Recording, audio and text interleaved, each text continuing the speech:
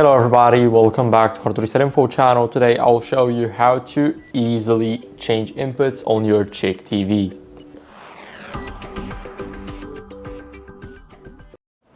So first, what we need to do is go over to the control center. Do not click all settings.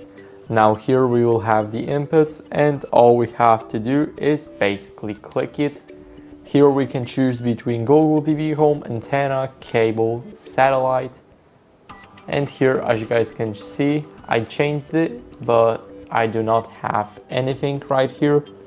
So all it's left to do is change the input back to the Google TV Home.